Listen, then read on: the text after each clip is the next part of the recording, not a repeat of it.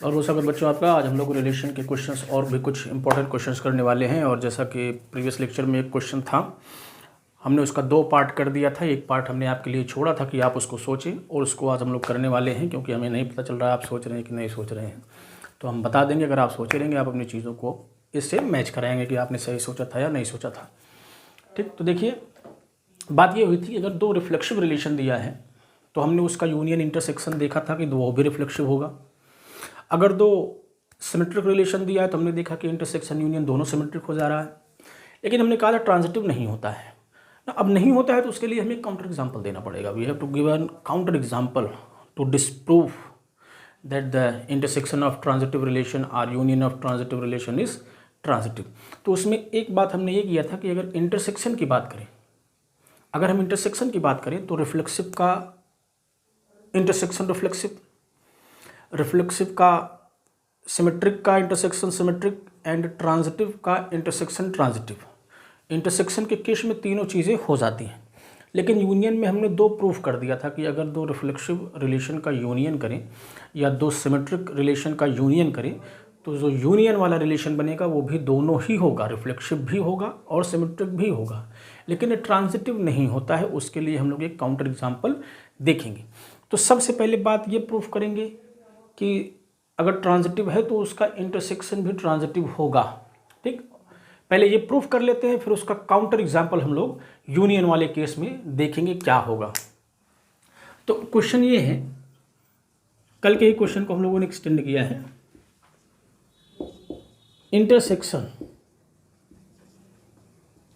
Intersection of 2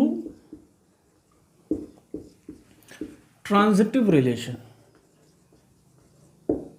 2 transitive relation, intersection of 2 transitive relation is transitive,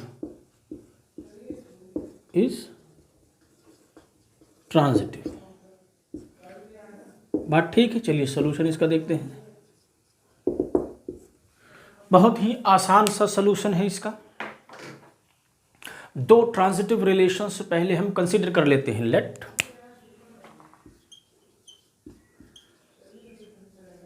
R1 and R2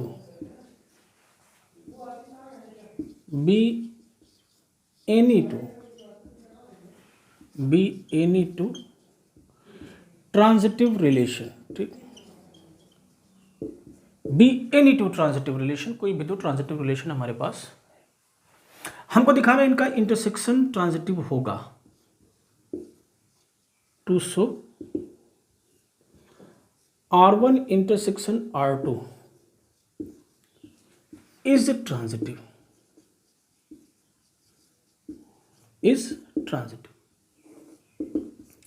अब जिसको भी transitive दिखाना होता है उसमें 2 पेयर्स हमें लेने होते हैं, ए बी बी सी, और दिखाना होता है कि ए सी भी हो जाएगा। तो लेते हैं late x, y and y, z belongs to R1 intersection R2। ठीक, 2 एलिमेंट हमने x, y, z टाइप का इंटरसेक्शन में ले लिया। अगर हम दिखा दें कि x, z भी R1 इंटरसेक्शन R2 में है तो चीज़ें ट्रांजिटिव हो जाएंगी, रिलेशन ट्रांजिटिव हो जाएगा।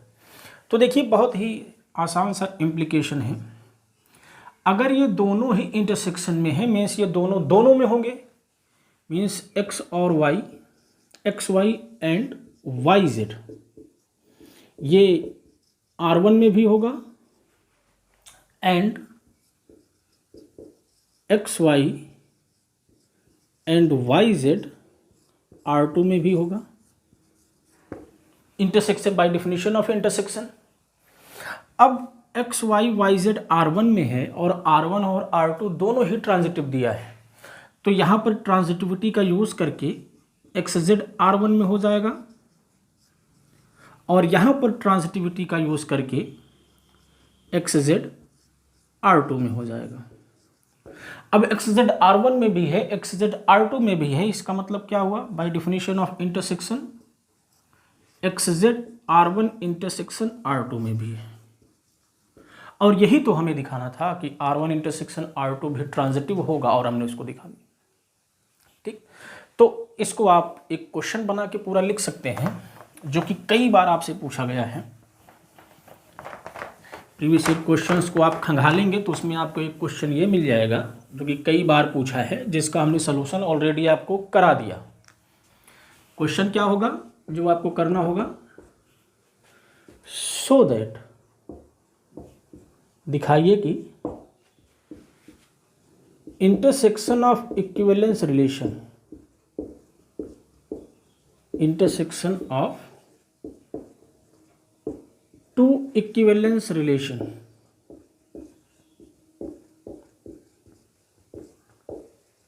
Is equivalence, is equivalence.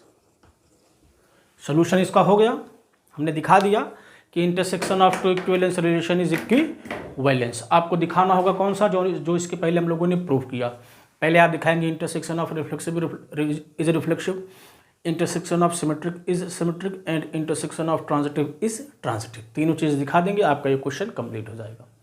ठीक, लेकिन यूनियन के बारे में बात किया हमने, तो वहाँ पर हमने देखा कि यूनियन ऑफ रिफ्लेक्सिव रिफ्लेक्सिव हो जाएगा, यूनियन ऑफ सिमेट्रिक सिमेट्रिक हो जाएगा, लेकिन ट्रांजिटिव नहीं होगा। तो अगला क्वेश्चन होगा हमारा, ये डन है। ठीक, क्वेश्चन ये है, इज यूनियन ऑफ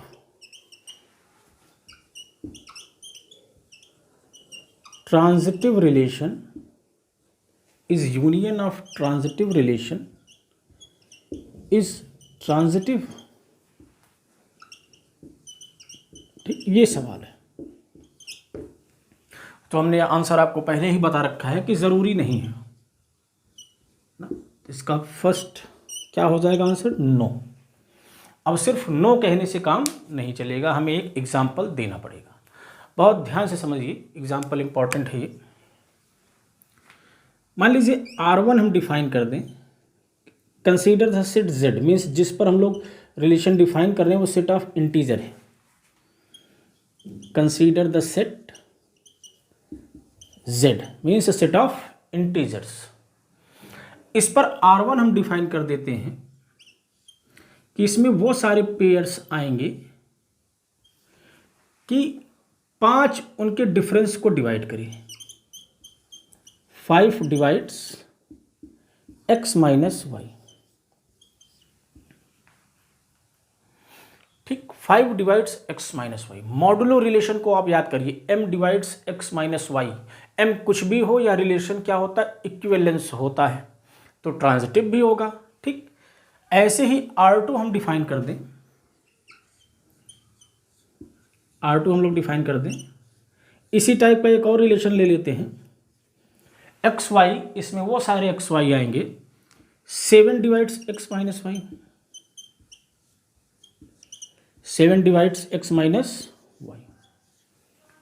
दोनों ही इक्विवेलेंस है, मीन्स ट्रांजिटिव भी है, तो हमें सिर्फ ट्रांजिटिव का यूज करना है, बाकी दोनों हो या ना हो कोई फर्क नहीं पड़ता। ये भी ट्रांजिटिव है, आप इसको आसानी से प्रूव कर सकते हैं, जैसे हमने मॉडुलो रिलेशन को इक्विवेलेंस दिखाया था। ठीक, अब देखिए इनका जो यूनियन होगा, हमें चेक करना है वो ट्रांजिटिव होगा कि नहीं होगा। तो आप देखिए कि इसमें वो सारे पेयर्स हैं जिनके डिफरेंस को 5 डिवाइड करें, तो clearly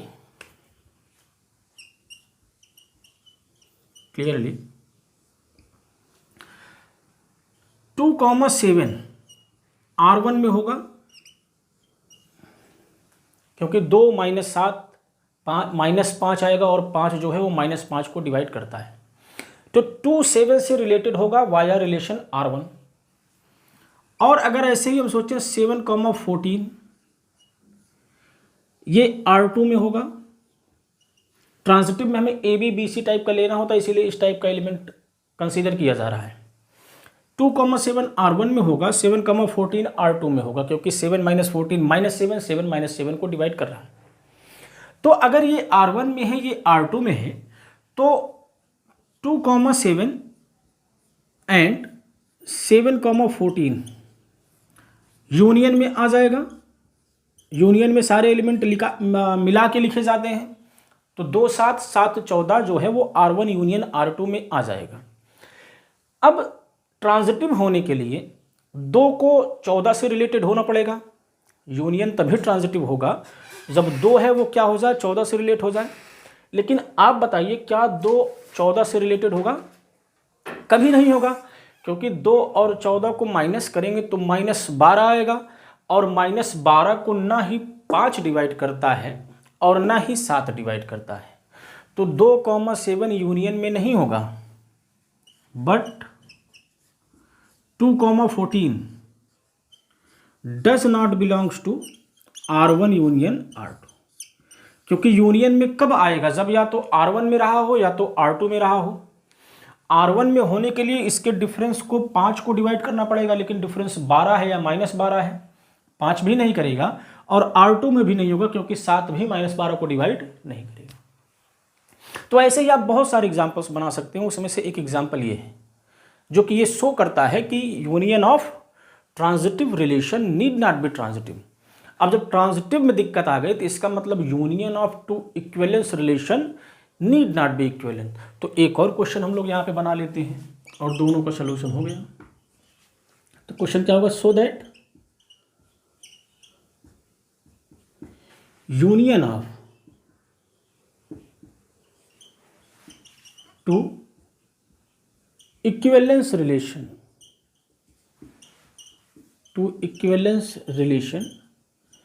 need not be equivalence. Reflexive symmetric में कोई दिक्कत नहीं आएगी, दिक्कत सिर्फ ट्रांजिटिव में आएगी। Need not be equivalence. अब पूरा ये इक्विवेलेंस लेके आपसे पूछ सकता है या सिर्फ ट्रांजिटिव के बारे में पूछ सकता है कि so that union of 2 transitive relation need not be transitive. तो करना आपको यही पड़ेगा। ठीक, तो यहाँ से दो क्वेश्चन से दो इंपॉर्टेंट चीज़ें हमें पता चली कि intersection of equivalence is equivalence, but union of equivalence need not be equivalence. चलिए ऐसा ही एक और क्वेश्चन हम बनाते हैं अबाउट कार्टेशियन प्रोडक्ट। अगर 2 इक्विवेलेंस रिलेशंस दिए हुए हैं तो जैसे हमने यूनियन और इंटरसेक्शन की बात करी, क्या उनका कार्टेशियन प्रोडक्ट भी इक्विवेलेंस होगा? इस चीज़ को हम लोग देखने वाले हैं। चलिए देखते हैं।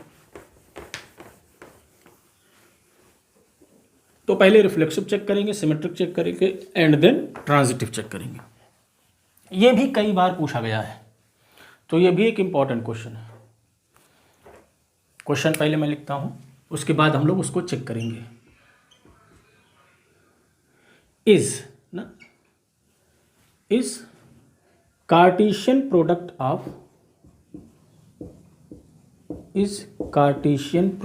ऑफ 2 इक्विवेलेंस रिलेशन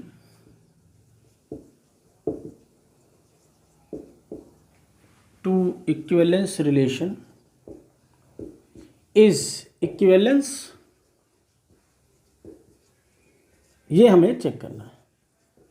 हमें पता नहीं है होगा कि नहीं होगा, पता नहीं, सवाल है ये। चलिए सलूशन इसका देखते हैं। सलूशन चेक किया जाए इसका।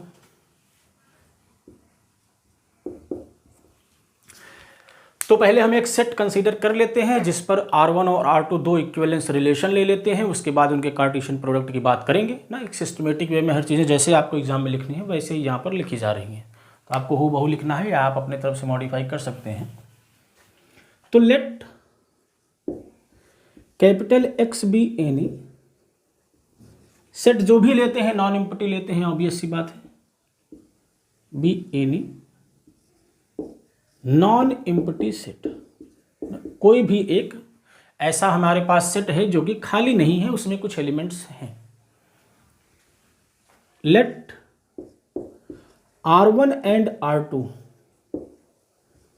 Be any 2 equivalence relation, be any 2 equivalence relation. कोई भी 2 इक्विवेलेंस रिलेशन हम लोगों के पास है। हमें कार्टेशियन प्रोडक्ट के बारे में जानकारी इकट्ठा करनी है।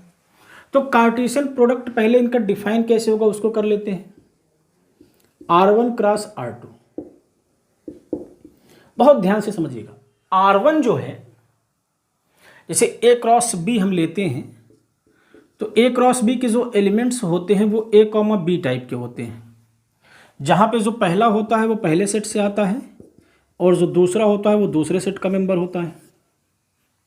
यहाँ पर भी इस टाइप के एलिमेंट आएंगे, उसमें जो पहला होगा वो R1 का होगा, जो दूसरा होगा वो R2 का होगा।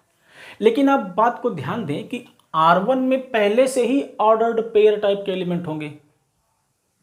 R1 भी तो रिलेशन है, R1 भी तो X का कार्टेशियन प्रोडक्ट है, X क्रॉस X, तो R1 में भी पेयर टाइप के एलिमेंट होंगे, R2 में भी पेयर टाइप के एलिमेंट होंगे। तो R1 क्रॉस R2 में इस टाइप का तो एलिमेंट होगा, लेकिन ये भी पेयर टाइप का होगा और ये भी पेयर टाइप का होगा, दोनों ही पेयर्स होंगे। तो इसमें एलिमेंट किस टाइप के आएंगे? इसमें एलिमेंट ए comma B, C comma D type के आएंगे, जहां पर जो पहला ए कॉमा बी होगा वो R1 का होगा और जो सी कॉमा डी होगा वो R2 का होगा। यहां पे ये समझने वाली बात थी कि इसके एलिमेंट को हम कैसे लिखें। ठीक, अब इसी को आप ऐसे लिखने में अगर अटपटा लगे तो आप ऐसे भी लिख सकते हैं कि इसमें x कॉमा वाई टाइप के एलिमेंट आएंगे, जहां पर जो x है वो R1 का है और जो y है वो R2 का है, और जो x है वो a कॉमा बी टाइप का एलिमेंट है और जो y है वो c कॉमा डी टाइप का एलिमेंट है। इसी चीज़ को आप ऐसे भी रिप्रेजेंट कर सकते हैं। अब हमें इसे चेक करना है कि ये रिफ्लेक्सिव होगा कि नहीं होगा, सिमेट्रिक होगा कि नहीं होगा, ट्रांजिटिव होगा कि नहीं होगा। चलिए एक एक करके चेक करते हैं। पहले बात करते हैं रिफ्लेक्सिविटी की। फर्स्ट रिफ्लेक्शन,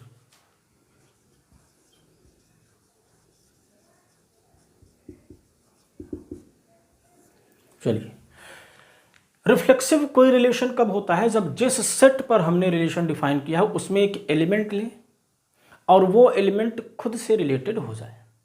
तो चलिए सेट में एक एलिमेंट लेते हैं, लेट सेट मतलब x, late x belongs to x।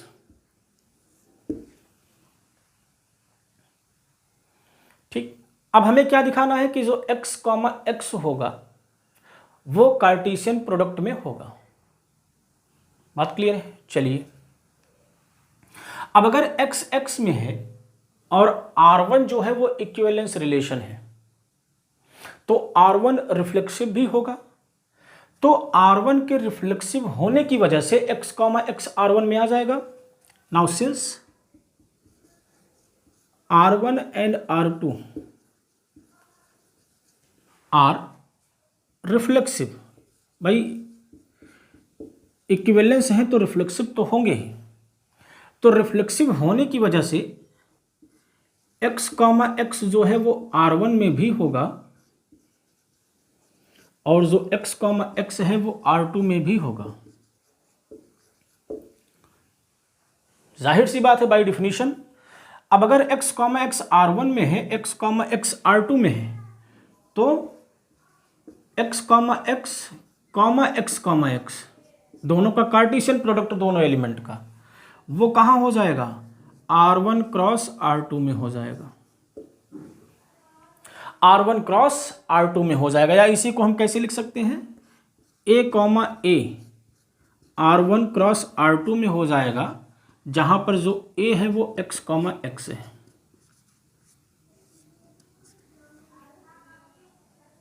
बात सही है?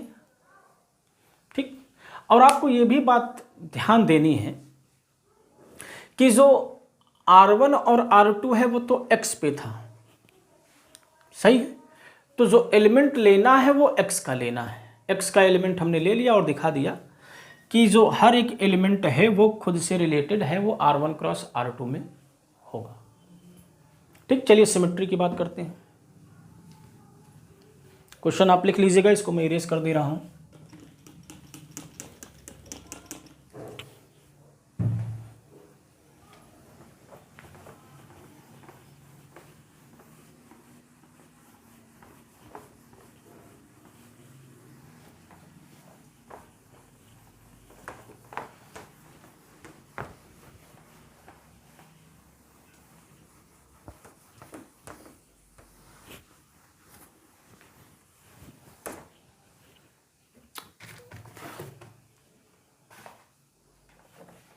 इसमें क्वेश्चन ये PYQ में पूछा गया है, मैं उसका ईयर आपको बता देता हूँ ताकि आपको आसानी हो।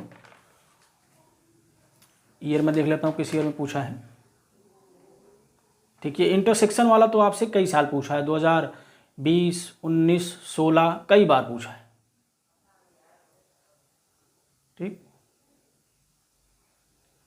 चलिए ये कार्टेशियन वाला अभी इसमें नहीं दिख रहा है, अभी देखेंगे फिर बात करेंगे हम लोग।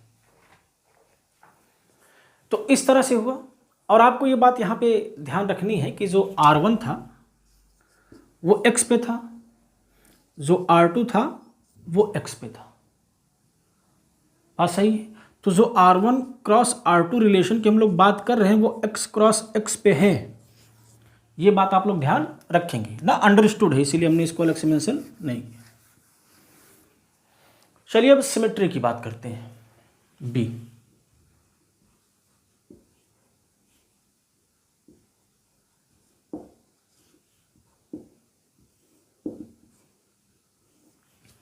सिमेट्रिक के लिए हमें x, y टाइप का एलिमेंट लेना पड़ेगा और दिखाना होगा कि y, x टाइप का एलिमेंट भी उसमें आ जाएगा। जो एलिमेंट लेंगे उसका रिवर्स भी उसमें आ जाएगा। ठीक, चलिए लेते हैं। लेट, अब जो लेना है एलिमेंट हमें वो R1 क्रॉस R2 का होगा, फिर उसी का रिवर्स हमें R1 क्रॉस R2 में दिखाना होगा। तो R1 क्रॉस R2 का जो एलिमेंट है वो A, B और C, D टाइप का है। ध्यान से समझिएगा, थोड़ा सा नोटेशंस की कॉम्प्लिकेशंस है, अगर आप समझ नहीं पाएंगे थोड़ा सा टिपिकल आपको लगेगा, लेकिन डिफिनीशंस क्लियर है तो आसानी से आप समझ जाएंगे। जिस रिलेशन को हमें सिमेट्रिक दिखाना होता है उसी में हम एलिमेंट लेते हैं, फिर दिखाते हैं उसका रिवर्स भी उसी में है। तो इसे हमें सिमेट्रिक दिखाना है, तो इसमें हमने एलिमेंट ले लिया। अब हमें क्या दिखाना है कि CD इधर आ जाए, AB इधर आ जाए, तब भी वो इस कार्टेशियन प्रोडक्ट में होगा। ठीक, चलिए अब अगर ये R1 क्रॉस R2 में है तो जो AB होगा वो R1 में रहा होगा और जो CD होगा वो R2 में रहा होगा। बात ठीक। चलिए अब चेक ये करना है कि क्या CD, AB ये भी R1 क्रॉस R2 में होगा कि नहीं होगा। क्लियर है? तो आप देखिए, आप तुरंत बता सकते हैं नहीं होगा। कैसे भाई? इसको इसमें होने के लिए CD को कहाँ होना पड़ेगा? R1 में, और AB को कहाँ होना पड़ेगा? R2 में। जबकि CD है कहाँ? R2 में, और AB है कहाँ? R1 में ना। तो need not, this need not imply, need not that CD, AB belongs to R1 cross R2। बात सही है? तो आगे हमको बढ़ना ही नहीं है, समस्या आ गई। क्लियर? तो रुक जाएगा यहीं पे। तो Cartesian product of equivalence relation need not be equivalence. Clear? चलिए आगे बढ़ते हैं। तो इसी टाइप के क्वेश्चंस आपसे कुछ बना सकता है वो, बस आपको रिलेशंस के जो बेसिक कंसेप्ट्स हैं कि कैसे चेक करना होता है वो आपको क्लियर रहे, कैसे चीज़ों को टैकल करना होता है। अब जब रिफ्लेक्सिव तो दिखा दिया हमने, लेकिन सिमेट्रिक में आके रुक गया, तो सिमेट्रिक ही नहीं होगा तो इक्विवेलेंस भी नहीं होगा। ट्रांजिटिव हो भी जाता है, नहीं हो जाता है, वो चेक करने की ज़रूरत नहीं है। बात क्लियर? चलिए अब हम सब रिटर्न हो जाते हैं अपने NCERT के जो क्वेश्चंस बचे हुए हैं उस पर। देखते हैं कौन कौन सा बचा हुआ है।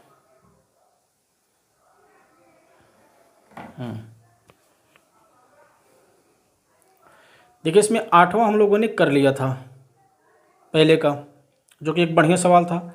9वां भी हमने कर लिया था। 10वां हमने RD शर्मा के क्वेश्चन से ला के आपको सेट 1, 1, 2, 3, 4 लिया था, उस पर तमाम प्रकार के रिलेशंस को बना के बता दिया था। 10वां वही है, ठीक, 10 हमने पहले ही कर लिया। बात करते हैं 11वें क्वेश्चन की। ठीक, 11वां, 12वां, 13वां, 14वां, 15वां, 16 ही सवाल हैं। चलिए रिवर्स कर देते हैं। 16 एकदम आसान है, पहले उसको देख लेते हैं। 16 नंबर क्वेश्चन करेंगे पूरा, बस थोड़ा सा इंटरेस्टिंग के लिए हमने रिवर्स कर दिया। आपको सेट n दिया है, set of natural number, means जो रिलेशन डिफाइन है वो सेट ऑफ नेचुरल नंबर पर डिफाइन है, और जो r की डिफिनीशन दिया है वो है कि ये इस टाइप के पेयर को कंटेन करता है। इसमें वो सारे a, b आते हैं कि जो a है वो b-2 है, ठीक, और जो b है वो 6 से बड़ा है। तो पूछ रहा है कि कौन सा सही है। पहला ऑप्शन दिया है 2,4 बिलोंग्स टू R, दूसरा ऑप्शन दिया है 3,8 belongs to R, third option दिया है 6,8 belongs to R, and fourth option दिया है आपको 8,7 बिलोंग्स टू R। देखो एकदम आसान सा, कुछ नहीं करना था आपको। ये कंडीशन देखिए, जो दूसरा वाला कंपोनेंट है वो 6 से बड़ा होना चाहिए, तो ये तो खत्म हो गया क्योंकि दूसरा वाला 4 है तो हो ही नहीं सकता। अब इस तरह से होना चाहिए कि दूसरे में से 2 घटाएं तब a आए। यहाँ से 2 घटाएंगे तो 6 आएगा, ये भी नहीं होगा। यहाँ से 2 घटाएंगे 6 आ जाएगा, ये सही। ठीक, इसमें से 2 घटाएं तो ये आए 6,8, और जो b है वो 8 से बड़ा भी है, ये भी नहीं होगा। मीन्स इसमें R में रहने के लिए जो कंडीशंस चाहिए, जो क्वालिफिकेशंस चाहिए, उसके अकॉर्डिंग सिर्फ C वाला इसमें आ सकता है, बाकी सब नहीं आ सकते। तो ये 16 क्वेश्चन था, चलिए हो गया। 15 पर आ जाते हैं। 15 पर आ जाते हैं, ध्यान से सुनिएगा। हमें R दिया है, ठीक, चलिए R लिखते हैं, बड़ा सा कुछ दिया है सेट। 15 नंबर में जो रिलेशन डिफाइन है वो सेट हमारा है 1 2 3 4, 1 2 3 4, और जो R दिया है इसके ऊपर वो है 1 2, फिर है 2 2, 1 1, 4 4, 1 3, 3 3 एंड 3 2, 3 3 एंड 3 2। ठीक, अब ये क्या है, रिफ्लेक्सिव है कि नहीं है, सिमेट्रिक है कि नहीं है, ट्रांजिटिव है कि नहीं, ये सब बातें बतानी है। चलिए चेक करते हैं। इसको थोड़ा क्रम से लिखते हैं अच्छे से। जैसे इसमें 1,1, 4,4, 2,2, 3,3, इनको एक साथ लिख लेते हैं।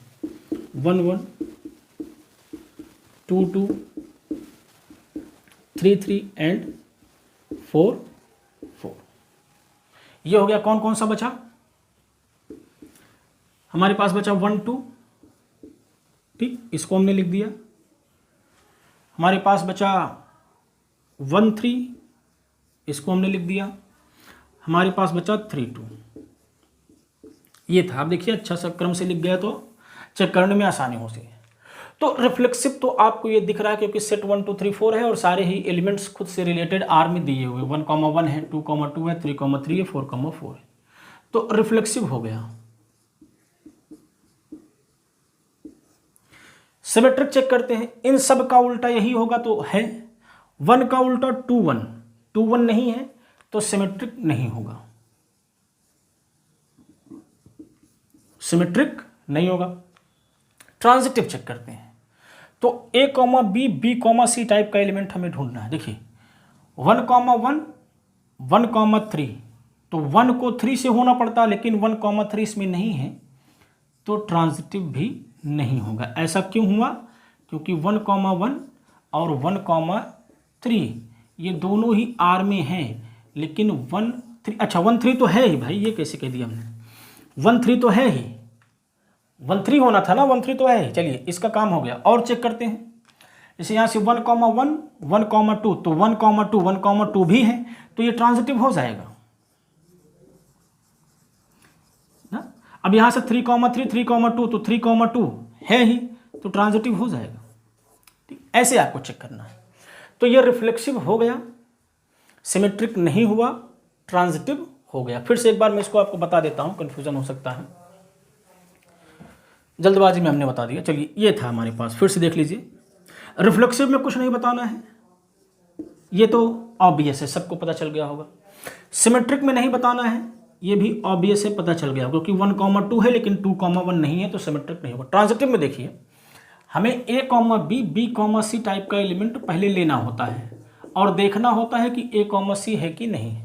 हमने यहाँ से शुरू की 1,1, अब दूसरे एलिमेंट का जहाँ पहला कंपोनेंट हो वहाँ यहाँ है, तो 1,1, 1,2, तो 1,2 होना चाहिए, तो 1,2 है, वहाँ से काम हो गया। ठीक, अब यहाँ फिर से आइए 1,1, 1,3, तो 1,3 होना चाहिए, है, काम हो गया।